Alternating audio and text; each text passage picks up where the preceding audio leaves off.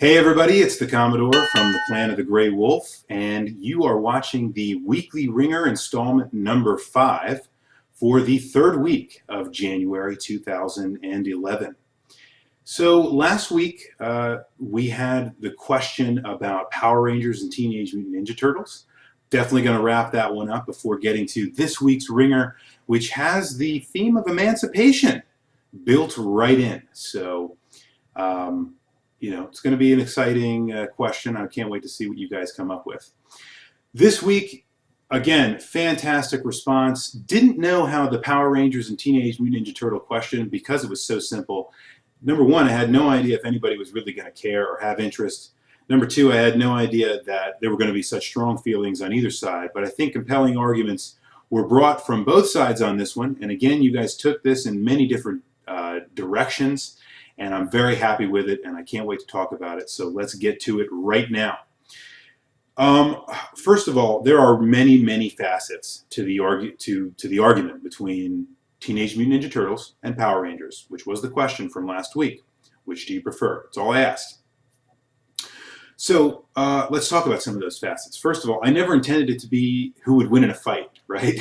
who would win in combat between the Power Rangers and the Turtles. Some of you went that route, and I love it, and I'm going to talk about that in a little bit. Was it talking about just maybe how the video games compare?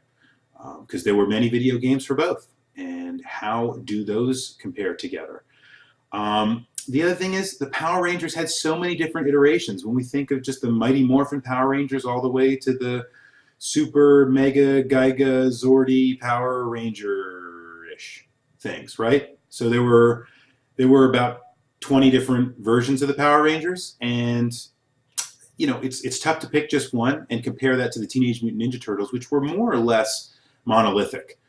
Maybe there were different takes on it, maybe via the comic books, or we know the toys were pretty fragmented, but other than that, the Turtles really were the same story, the same Turtles, didn't really change that much all the way through. So it's tough to compare those two in that regard, because I left it ambiguous on purpose.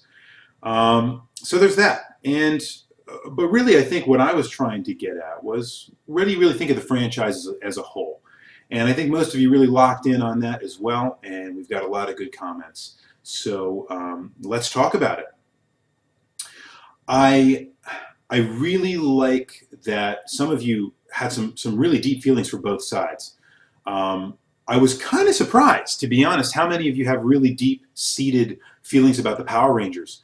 That's something that was definitely a part of my youth, but I'm not sure that it really took up the place that other things did.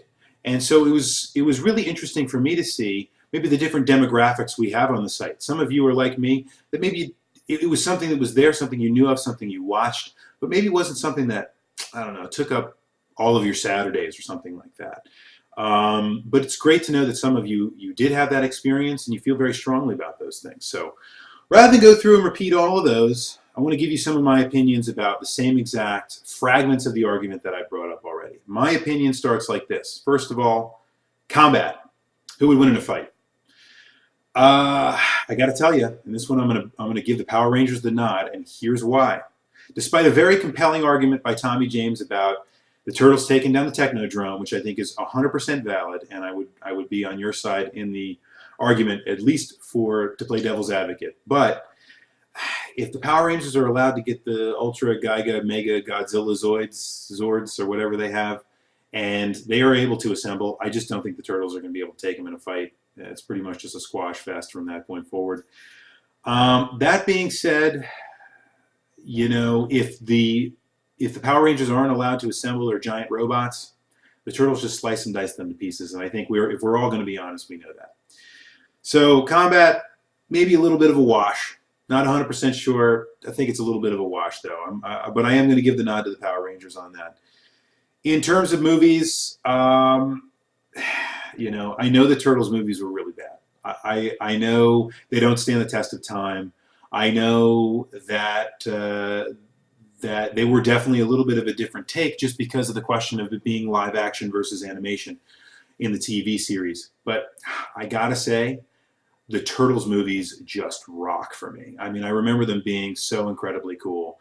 I remember for so many reasons, Casey Jones being one of my favorites. Casey Jones was, whatever you thought about the Turtles, Casey Jones was pretty much a badass. And in both the cartoons, the comics, and also in the movies, and the toys, obviously, Casey Jones is just a badass. And I think Casey Jones, for me, was really more killer than the Turtles were.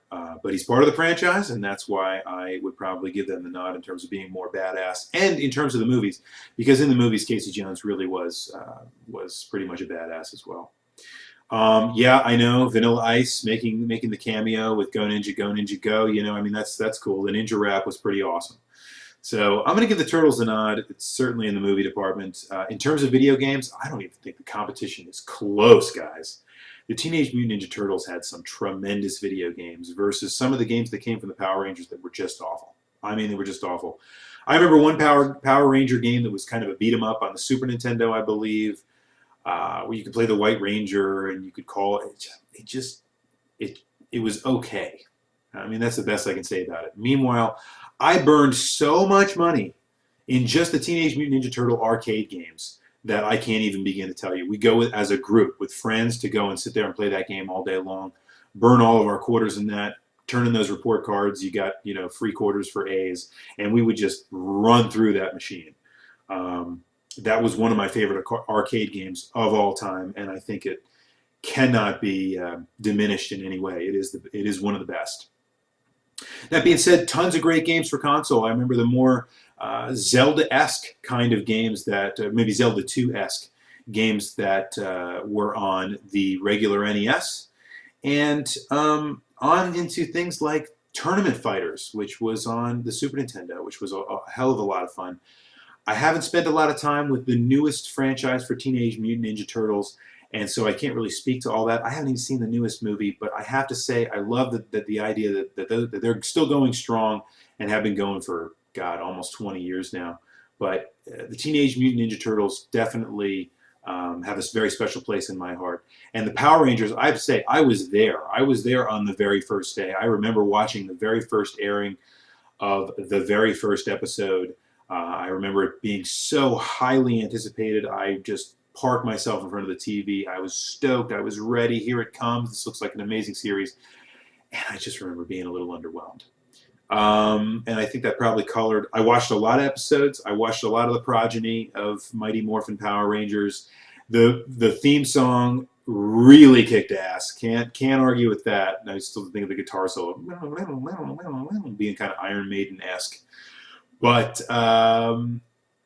you know, here's what I'm going to do, guys. Rather than throw a bunch of ideas at you, I have never had this experience before.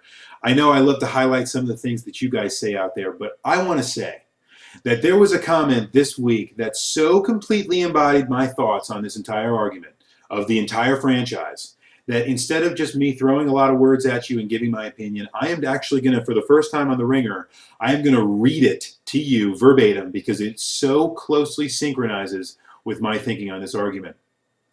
This week, this is my vote for the best comment. It comes from us, from Final Fan 777, and I'm going to read it verbatim. Quote, "In a fight, the Power Rangers would totally win because of their advanced technology, giant robots for the win.